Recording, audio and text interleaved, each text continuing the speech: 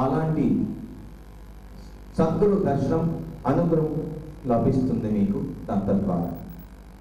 దత్తం అంటే వ్యవహారికంలో ఇచ్చివేయట, పూర్తిగా ఏ హక్కు లేకుండా త్యాగమే చేయాలి. ఆధ్యాత్మికంలో గురువు శిష్యులు దత్తమైనప్పుడు అది దత్త శక్తి అనబడదు. ఏ శిష్యుడైతే తన శరీరము, తన సంపద సర్వము త్యాగం చేస్తే, అనగా దత్తం చేస్తే గురువు గారికి నిస్వార్థంగా గురువు నీలో ఉన్న సర్వాన్ని ఇచ్చే శక్తి ఆయన ఎప్పుడు నీ ఎంబడి ఉంటూ ఉంటాడు. ఏది కావాలో అది ఇస్తాడు. ఎప్పుడు ఎక్కడ కావాలో అక్కడ నిలబడతాడు మీ గురించి. అలాంటి దైవం మీరు సంపాదించుకోవాలి. ఆత్రేయుడు, ఆత్రి అంటే త్రిపురా సుందరి, 3 లోకాలకు అధిపతిన 3 శిరస్సులు గలవాడు బ్రహ్మ విష్ణు మహేష్ దత్తాత్రేయుడు అని అర్థం. త్రిపురాలు దాటిన వాడు అని అర్థం ఆత్రేయుడు అంటే. అది దత్త ఆత్రేయ అని మీరు. దిగంబర దిగంబర శ్రీపాదవల్లభ దిగంబర. దిగంబరుడు అనగా ఏంటి? అవధూత దిగంబర సమైక్యలో పంచభూతములతో నిమగ్నమై దేహంలో ఇమిడి ఉంటాడు అని పరమేశ్వరుడు దిగంబరుడు అది ఒక మీనింగ్. కానీ ఇంకొకటి ఏంటంటే దిగంబర అనగా స్థూలంగా వస్త్రాలు ధరించని స్థితి అని అర్థం. అది దిగంబరుడు అని. అందుకనే మనము దిగంబర దిగంబర శ్రీ అవధూత చింతన దిగంబర అని మనం పాడుకుంటాం. దత్తాత్రేయుడు అవధూత చింతన కాబట్టి, దిగంబరుడు కాబట్టి ఏది కావాలంటే అది మనకి ఇక్కడ ఇస్తాడు. ఒక వల్లభ శేషుడు మంచి ప్రియమైన భక్తుడు శ్రీ పాద వల్లభ స్వామికి. ఆయన రోజు గురువురంకి వెళ్ళి వచ్చేవాడు. వస్తూ వస్తూ వస్తూ ఏం చేశాడు, ఒకరోజు స్వామి నేను వ్యవహారం చేస్తున్నాను, నా బిజినెస్లో మంచి నాకు లాభాలు రావాలి, నేను ఎన్నో సంవత్సరాలు ఎదురు వస్తున్నాను అని నడుచుకుంటూ వస్తున్నాను అని అన్నాడు. అప్పుడు వల్లభశేషుడు ఏం చేశాడు, ప్రతి పైసా కూడా పెట్టుకొని కురువరపురంలో దత్తాత్రేయ జయంతి రోజు ఆయనకి అన్నదానం చేయాలని కోరుతూ ఎక్కువ లాభం వచ్చినప్పుడు డబ్బులని పోజేసి నడకలో కురువరం వెళ్ళాడు. అప్పుడు కొన్ని వేల మంది రాత్రుల్లో అడవిలో నడుస్తుంటే అందులో దొంగలు కూడా భక్తుల్లాగా మారి ఇతని దగ్గర డబ్బు ఉంది దోచుకోవాలని సమతో ఈయన్ని అర్ధరాత్రి సమయాన తలకాయ నరికేసి ఆయన దగ్గర దోచుకొని వెళ్ళిపోతున్నారు. వెళ్ళిపోతుండగా ఆ వల్లభశేషుడిని దహనం చేయాలని అనుకున్నప్పుడు ఎప్పుడైతే తల ఇక్కడ తెచ్చాడో ఆ వల్లభశేషుడు ఏమని పిలిచాడు, శ్రీ పాద వల్లభ అని పిలిచాడు. తురంతు అని ఏం చేశాడు, స్వామిజీ శివుడిలాగా వేషం వేసుకుంటూ జడలు ధరించి విభూతి పూసుకొని శూలం పట్టుకొని వచ్చి అందరినీ చంపేశాడు. చంపేసి ఇంకొక మిగిలాడు. వాడిని చంపుదామనే లోపల ఆయన అన్నాడు, స్వామి స్వామి నేను దొంగని కాదు, నేను అందరిలాగే భక్తుల్లాగా వచ్చాను, వీరితో నేను చేరాను, కానీ వీళ్ళు ఇలా చేస్తారు, నేను మా దొంగ కాదు, మీ అంతరాత్మలు చూసుకొని నన్ను మీరు చూడండి, తర్వాత మీరు నన్ను చంపండి అంటే, ఆహా అలాగా, నేను ఒక్క విభూతి ఇస్తాను, చేయి పట్టు అన్నాడు. ఇట్లా విభూతి ఇచ్చాడు. వల్లభశేషుడిని తలకాయ అతికించు అన్నాడు. అతికిచ్చాడు. విభూతి నోట్లో వేయి అన్నాడు. ప్రాణం ఇచ్చాడు. కాసేపట్లో మరుసటి రోజు సూర్య ఉదయించే టైంలో మేలుక వచ్చింది. అప్పుడు ఈయన చెప్పాడు, స్వామి దత్తాత్రేయుడు, నాయన ఆయనకి కళ్ళు తచ్చేంత వరకు ఇక్కడ ఉండు, ఎక్కడికి వెళ్ళకూడదు అన్నాడు. మరుసటి రోజు ఉదయం సూర్యోదయం సమయంలో ఆయన వచ్చి కళ్ళు తెరవగానే, అయ్యో ఏంటి ఇంతమంది చచ్చిపోయి ఉన్నారు, ఏం జరిగింది, నువ్వు ఎలా బతుకున్నావు అడిగితే, కాదు మనతో పాటు నీ డబ్బు దోచుకోవాలని చంపని ప్రయత్నం చేశారు, అందుకని నువ్వు వల్లభశేషుడి కదా, నువ్వు అర్చావు, శ్రీ పాదవల్లభా అని అర్చావు. అప్పుడు స్వామీజీ తన దర్శనం ఇచ్చారు.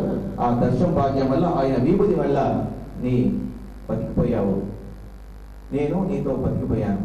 మనం అప్పుడు వీళ్ళిద్దరు కలిసి గురువురంకి వెళ్ళి 1000 మందికి భోజనం పెట్టాలనుకుంటే 5000 మందికి భోజనం పెట్టి శ్రీ పాదవల్లభుని దర్శనం చేసుకొని అనుగ్రహం తీసుకొని వచ్చారు. శ్రీ దత్తాత్రేయుడు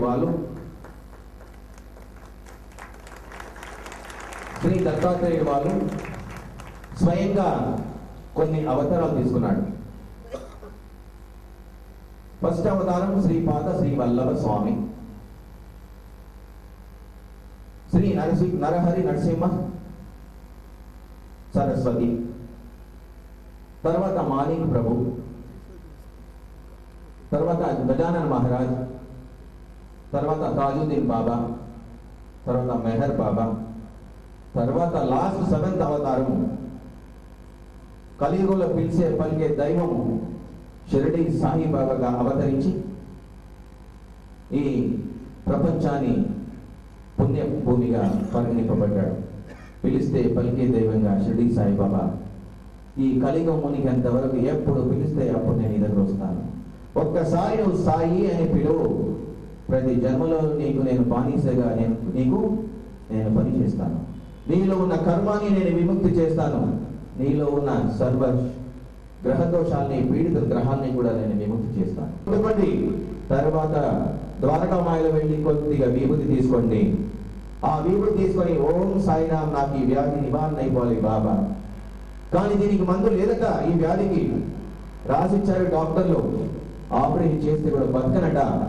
బాబా నువ్వే నాకు సర్వం, నువ్వే నాకు ఎక్కడ ఉన్నా నువ్వే, నువ్వు లేకపోతే జీవించలేను, నువ్వు లేకపోతే నేను ఎక్కడ ఉండలేను, నువ్వు లేకపోతే నా జీవితమే వ్యర్థం అని ఆశతో విభూతి ఓం సాయి ఓపెన్ హార్టెడ్ గా సాయి అని నోట్లో వేసుకుంటే చాలు, ప్రతి జన్మలోనూ నేను రక్షిస్తూ ఉంటాడు.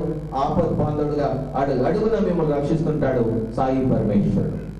అందుకే సాయి అవతారమే దత్తాత్రేయ అవతారం. దత్తాత్రేయ అవతారం కనుకనే దత్తాత్రేయ అవతారం ఇన్ని అవతారాలు తీసుకొని లాస్ట్ లో పిలిస్తే పలికే దైవంగా మనకి ఒక మంచి దైవాన్ని ఈరోజు దత్త జయంతికి వచ్చారు. మీ సంకోచితలన్నీ పూర్తవ్వాలి అని కోరుతూ, మీలో ఉన్న సర్వ గ్రహ దోషాలు విముక్తవ్వాలని కోరుతూ,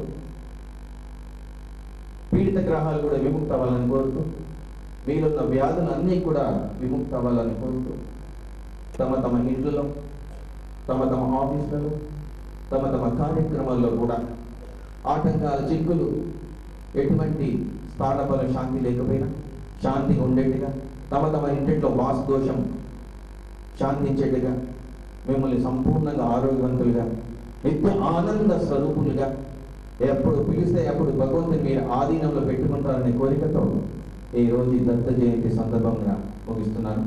ఓం సాయి.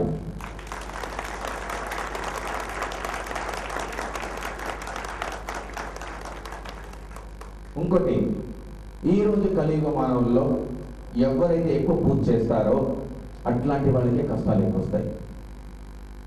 ఎవరైతే నీతి నిజాయితీగా ఆనెస్ట్గా ఉంటారో అట్లాంటి వాళ్ళకి అన్ని గ్రహ దోషాలు, పీడిత దోషాలు, భూత ప్రేత పిశాచాలు కూడా పట్టుకుంటాయి. ఎందుకనగా వీఆర్ వెరీ స్ట్రాంగ్ పర్సన్. తెలుసా మీకు? You are a best actor in the world as a human being. మానవుడు అంటే ఆధీనంలో పెట్టుకునేవాడు కాదు, సర్వ లోకాన్ని ఆధీనంలో పెట్టుకునేవాడు మానవుడు. సర్వాన్ని జయించేవాడు మానవుడు. సర్వ శక్తులు సంపాదించేవాడు మానవుడు. కాకపోతే మనలో ఉన్న కోరికని అదుపులో పెట్టుకున్నప్పుడే అన్ని ఆధీనంలో వస్తుంది. నాకు పెళ్లి అవ్వలేదు, 40 ఏళ్ళు అయిపోయింది అని అనుకుంటారు. అవుతుంది. భగవంతుని నమ్మకం పెట్టు. నిన్ను పెళ్లి చేసుకునేవాడు కూడా అలాంటి వాడే ఉంటాడు. ఎక్కడో దాచుకుని ఉంటాడు. వాడు వెతుకుతుంటాడు, నువ్వు ఇక్కడ వెతుకుతుంటావు. కానీ సరి అయిన మార్గంలో మీకు అది ఎక్కడ క్లిక్ కాదు. అదే భగవంతుని మీరు తలుసుకుంటే, గురువు అనుగ్రహం తీసుకుంటే, ఎవరో ద్వారా ఒక మనిషి రూపంలో ఒక క్లిక్ దొరుకుతుంది. అక్కడ మీకు ఆ క్లిక్ని ఆమోదంలో వచ్చి మీకు సంకల్పం పూర్తవుతుంది. ఆఫీసులో బాసులు కష్టపెట్టే వాళ్ళు ఉంటారు, మంచి వాళ్ళని చూస్తే. అట్లాంటి వాడిని జయించాలంటే భగవంతుడా నువ్వే నాకు సర్వము, నాలో ఉంది బ్యూటీ నీ వల్లే, నీలో ఉన్న హార్ట్ నేనే, నాలో ఉన్న హార్ట్ నువ్వే. సో హమ్ నువ్వే నేను, నేనే నువ్వు అని ఎప్పుడైతే మీరు గనక భగవంతుని ప్రార్థిస్తారో, ఏది కావాలంటే అది మీకు ఆధీనంలో మీ ముందు వచ్చి అలా నిల్చుంది. మీరు ఏది కోరిక అవసరం లే, ఏది అడగవసరం లే, ఏ అష్టోత్తరపై నా జాతకం ఎలా ఉంది అని అడగవసరం లే. ఇప్పుడు ఒక చిన్న ఎగ్జాంపుల్ చెప్తాను. స్టేషన్లో నా పోస్టర్ ఎక్కడో ఉండింది పాపం. ఈ వరలక్ష్మి గారు ఎక్కడో చూశారు. ఈమె సింగర్, చాలా ఫేమస్ సింగర్, తిరుపతి నుంచి వచ్చారు. 2 సంవత్సరాల నుంచి నాకు ఫోన్ చేస్తున్నారు, బాబా మిమ్మల్ని చూడాలి, బాబా మిమ్మల్ని చూడాలి, బాబా నీ పాట నేను పాట పాడాలి అని చెప్తూ ఉన్నారు. కానీ ఛాన్స్ ఎప్పుడు నేను ఇవ్వలేదో మరి బాబా ఇవ్వలేదు తెలియదు. మొన్న గట్టి పట్టుకున్నారు నన్ను. పట్టుకున్నప్పుడు సరే అమ్మ రండి అన్నాను. మళ్ళీ అనిపించింది ఎందుకులే ఇప్పుడు అనుకున్నాను. మళ్ళీ ఏదో ఒక ఆటంకం పెట్టాను, అయినా పర్లేదు వస్తాను అన్నాను. ఓయమ్మో ఈమె చాలా జిడ్డుగానే ఉంది. నా పోస్టర్ చాలా గోడ కట్టుకోలేదు రైల్వే స్టేషన్లో, ఆమె హార్ట్లో కట్టుకుంది నా పోస్టర్. సో అందుకని ఆమె గురు స్వరూపాన్ని చూడాలి, గురువుని అందించాలని కోరుతూ ఇంత దూరం వచ్చింది. నేను చెప్పానమ్మా, నీ కోరిక నెరవేర్చలేకపోతానేమో కానీ నువ్వు అడిగింది, కానీ నేను ప్రతి జన్మలోనూ నువ్వు ఎక్కడ పోయినా నేను అక్కడ కనిపిస్తాను తల్లి అన్నాను.